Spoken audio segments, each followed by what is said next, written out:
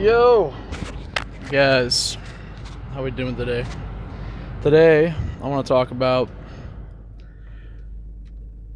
how important it is to train yourself as a man to not give a fuck. I think it's like a big problem now, as if you've been to my channel before, like it's a reoccurring theme of like the masculinity issue and confusion and framing around it. Again, it comes, there's a million reasons. It truly, like, not even exact, there's a million reasons for this problem. And it's like, again, the problem being not giving a fuck in the most inspiring, healthy, motivating, fulfilling way. It is kind of like another way of saying, like, to me anyway, that's the way I look at it, is like, stayed in your frame, like, because it seems like with all the million reasons, right? You can name any of them. You can name video games, pornography, feminism, the conflation that the feminist movement has demonized men and men who don't have a lot of, it's just easier, and especially when the gaslighting is that strong. I mean, it's just that, you can name any of these reasons, and the framing, is that's the way I look at it, is like, not giving an F is, and that's why this is strictly for men, because a woman that doesn't give an F is a dumpster fire. That's a woman who has, you can probably picture her right now. Picture your dumps. Everyone has one. Everyone has that guy, that girl, the dumpster fire girl. Clubbing, going hard, doing whatever the F, however the F. It has different societal implications. And the man that does that, I would argue, is focused on his frame. The best part of not giving an F is, another way of saying that is a man who is in his frame and not caring what people think, but also not, it's really difficult. And that's why, like, people like Tate and people that go into the extremes, I know I was in this category, because it's very easy to go too hard and go off the deep end and conflate the not giving an F, bad boy, quote quote, if you will, and going down a road of, it's not good stuff, because you're just basically a dick at that point.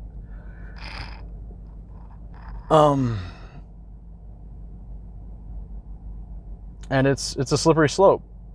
And that's why I would argue that people like to go to the extremes, and I followed those guys. I took the Goggins thing to the nth degree, and there's definitely, and there's no wonder those guys are followed, because there's a lot of, I would argue there's more good stories. And this is like the kind of the point is, for men and it's never going to change as long as we are men and we are women, and we're born biologically as men or women, male or female. The male imperative is, it always is going to be pain and lessons. And that's why the extremes, i.e. the Tates, the Goggins, the Jocko, the alpha, quote unquote, not even quote, I hate alphas. It's like saying empath or alpha. It's like, I don't know, but whatever, for lack of a better term, they get those guys, the extreme masculine men, the extreme competence in masculinity. It's like, that's always better than, that's why we honor men historically that go to war and die for something, because it's, even if the narrative was wrong, i.e. whatever. First thing comes to my mind, but the firefighters in 9/11. It's like, even though that whole thing was, not gonna try and get into conspiracy, but let's just say those guys were, yeah, that was pretty effed up. And it doesn't matter though. That those men died with honor, and that honor is like pretty. When we lived in a lot less confusing times, the more savage times, that was all we had. Was male honor. And it's like now, and this is really the point of the video, is the reason it's so important to not give an F and stay in your frame. Another way of saying the same thing kind of is, I mean, we're seeing it, like cattiness, all the feminine traits, like that's, and I'm not shitting on women, it's just women are, that's why this is for men. Like, women are not, and especially when you don't let men fight. Like, there needs to be more fighting, fist fights. If a dude says something about you, like, that is not okay. I really believe in this, like, the conflation of all this crap, violence, and like, oh, it's not violence is often the answer. It is a lot more simple. And men historically can solve things. Honorable men can fight and shake each other's hands afterward, and sometimes become, best friends. I know guys who bullied me as a kid, or I bullied, and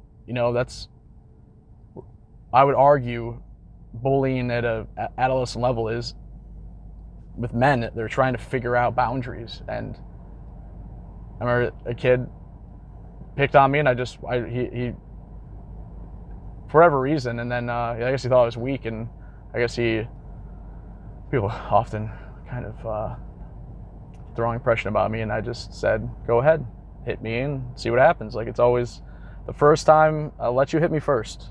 And that, I think he knew that wasn't a good idea, and then eventually started respecting me, because he knew that I was just waiting for him to just cross this line. Here's the line, now cross it. And those boundaries, and the threat of violence that men used to have, now it's just feels like even I'm just at the gym, and guys are just like, they're broccoli hair, dude. Fucking broccoli hair. Look like little string soybeans, whatever that means. Limp noodles. Like, a steady breeze could push them over. And just like, and I get it. Yeah. It's just like, you do the wrong thing as a guy, it's not allowed now for some reason. It's just so stupid. And that's the thing that once was only, not only, but it was mainly with women, was like, the fear of reputation loss, and that's how women destroy each other's, their reputation. Now men have to worry about that while also being men. That doesn't make any sense. And it just doesn't add up. It's just, this cognitive dissonance at a societal level is really a problem. And I guess that's kind of what I'm getting around to this, like, point of this video, and why I was thinking about this earlier, is like, it's so important to have a male group, and if you don't, I would say maybe it's even better. Like, if you can stay in your frame and not give an F when there is no support, it's like, kind of, then you got nothing to lose type shit. But then, I don't know, man. I don't know. We used to, like, look at the good. Like, I feel, and I'm going to be maybe a little too hyperbolic here. I'm just being real. Like, this is my channel, whatever, I'm going. This is all real. This is all off the cuff. And I just think that, like,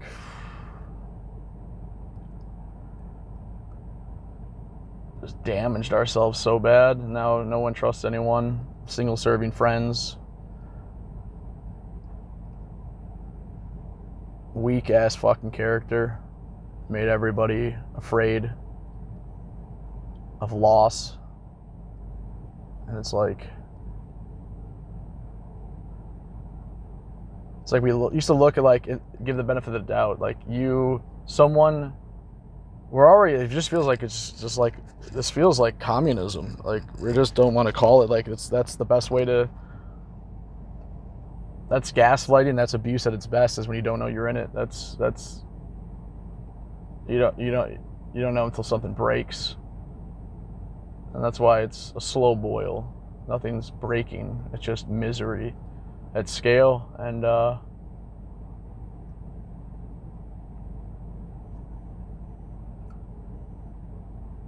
people tearing each other down. I just think right now, like, if I just did something great, like I used to want to just, and I'm never gonna stop. I'll die before I stop. I'm not gonna live like I'm not ever gonna pull anyone into the pot. And it's like everyone pulls each other in the pot, and men are cowards, and they deserve to get punched right in the mouth.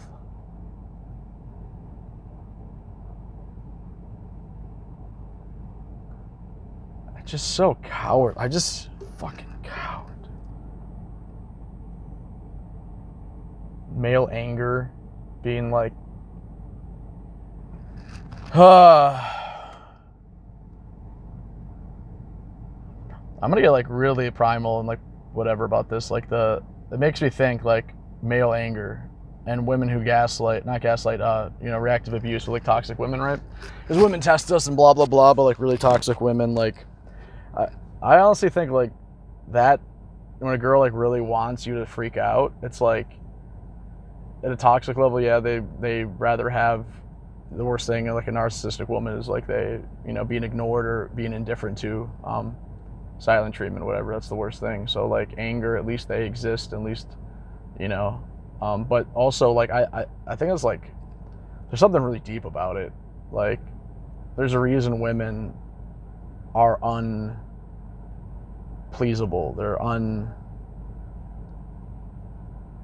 Nothing's ever good enough, because it's like, that's like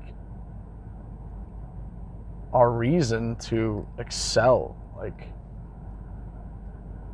and a woman that pushes a man to anger, it's like almost to awaken him, I swear.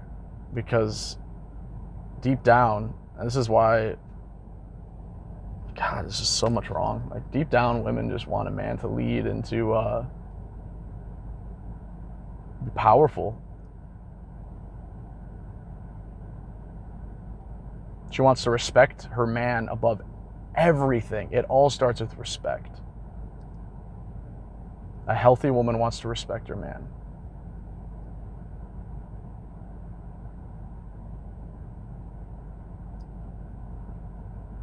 And how do you respect a man that's not capable of boundaries, anger, violence? And there's very few tests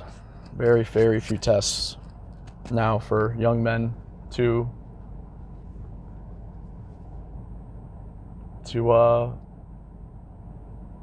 test themselves,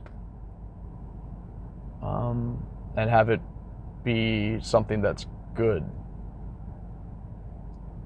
I don't know if that makes sense, but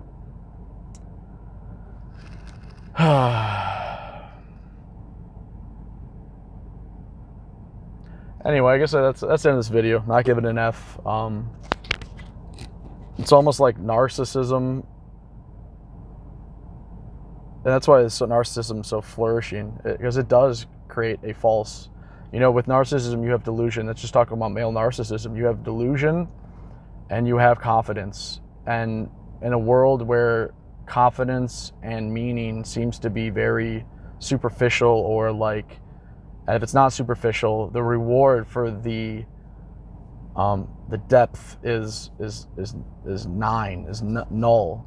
So to be authentic in a world filled with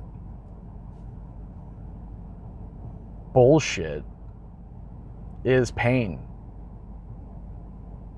Pain in a way that it's not rewarded. It's not, character is not rewarded. It's superficiality. It's narcissism. Like, and so narcissism is such a an easy, like, a way to protect yourself and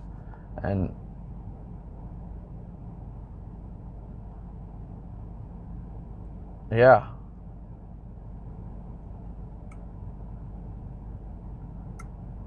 I don't know.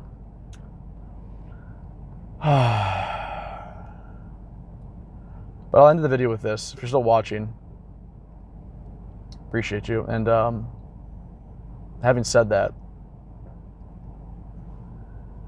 and I know what I'm talking about when it comes to this issue.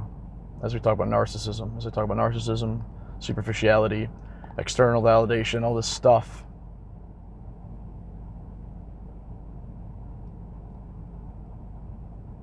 It doesn't feed your soul.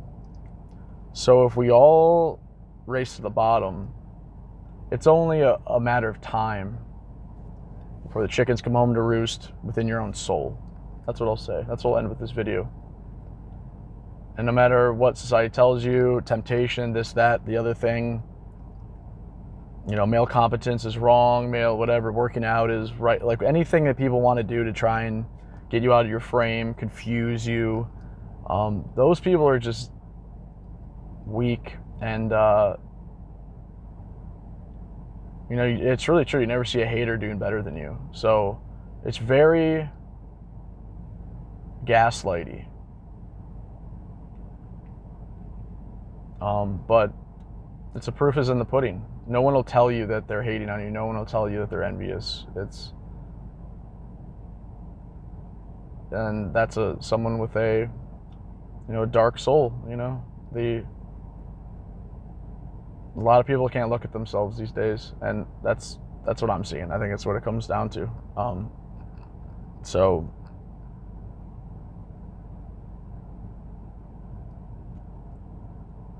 I think it feels like a waiting game.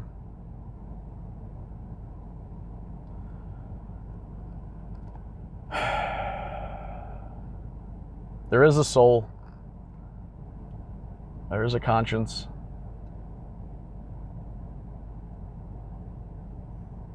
Anyway,